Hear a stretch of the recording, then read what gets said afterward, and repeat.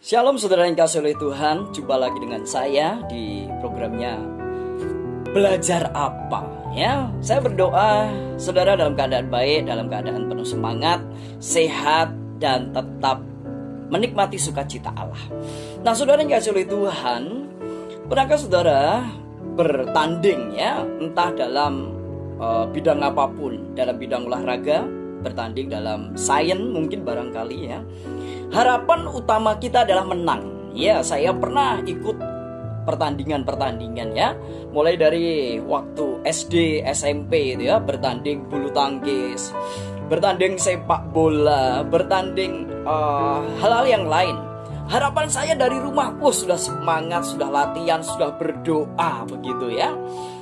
Ya maunya menang gitu. Siapa yang mau sih bertanding tapi gak mau menang? Saya kira dia perlu periksa diri ya. Ya harapannya adalah menang, tapi memang kita harus siap realita apa yang terjadi di depan. Ya bagi anak saya yang kedua itu, ya kalau dia gak menang dia nangis gitu ya. Dia rasa gak terima. Tapi memang kita harus siap dari realita apa yang akan terjadi di dalam pertandingan itu. Kalau kita kalah ya kita harus legowo dalam bahasa Koreanya. Bukan, legowo itu bahasa Jawa ya, tapi juga bisa diterima di Indonesia, bahasa Indonesia ya. Karena memang butuh kelapangan dada menerima ikhlas apa yang sedang terjadi begitu ya. Tetapi banyak orang yang jatuh justru ketika dia menang saudara ya. Ketika dia mengalami kemenangan, banyak orang yang jatuh. Jatuhnya apa? Jatuh dalam kesombongan, jatuh dalam tinggi hati. Saya kok ya, saya. Siapa dulu saya ya. Tetapi baiklah hari ini kita mau belajar dari kisah dari seorang raja yang luar biasa ya. Tatkala dia kalah itu seperti apa, tatkala dia menang seperti apa ya. Tertulis di dalam kitab Mazmur pasalnya yang ke-60 ya. Dari ayat yang 1 sampai dengan ayat yang ke-14. Nah Daud pernah mengalami satu kekalahan dalam peperangan ya. Tetapi ketika dia mengalami kekalahan dalam peperangan ini, dia sadar, dia koreksi diri apa yang salah pada dirinya. Sehingga dia meminta ampun sama Tuhan. Dia menerima dengan legowo, dia rendah hati, dia koreksi, dia perbaiki. Tetapi puji Tuhan, ketika si Daud mengalami kemenangan, dia tidak sombong, dia tidak tinggi hati, dia tidak mengunggulkan dirinya sendiri.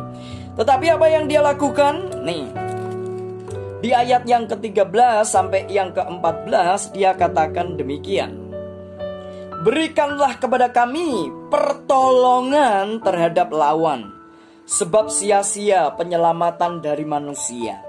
Dengan Allah akan kita lakukan perbuatan-perbuatan gagah perkasa, sebab Ia, Allah sendiri, akan menginjak-injak para lawan kita.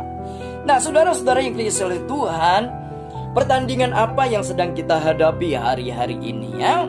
Kita bertanding dengan kehidupan, kita bertanding dengan teman, kita bertanding dengan kompetitor kita di perusahaan, di bisnis, kita bertanding dalam persoalan-persoalan kehidupan, kebutuhan ekonomi. Kita juga bertanding dengan amarah, kebencian, baik dalam rumah tangga antara suami dengan istri, antara saudara kandung, orang tua dengan anak, terhadap relasi, terhadap pesaing-pesaing bisnis kita.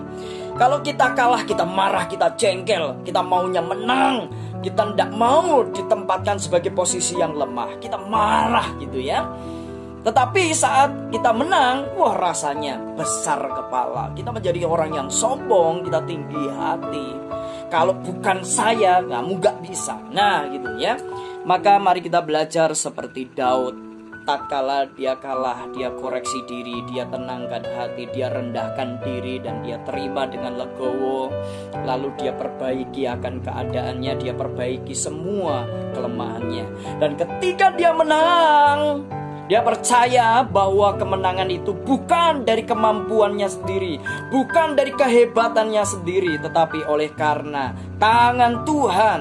Dan dia berkata, karena tangan Tuhan yang perkasa, ya, karena pertolongan Tuhan, dia dapat melakukan perbuatan-perbuatan yang gagah perkasa. Baiklah saudara yang kasih oleh Tuhan, mari kita belajar seperti Daud. Saat kalah kita tidak menjadi marah, kecewa. Saat menang kita menyerahkan semuanya itu kepada Tuhan dan mengakui bahwa itu karena kuasa Tuhan. Saya berdoa untuk saudara, kiranya Tuhan Yesus memberikan kemampuan kepada saudara untuk menjadi pemenang-pemenang yang rendah hati di dalam berkat nama Tuhan Yesus. Shalom.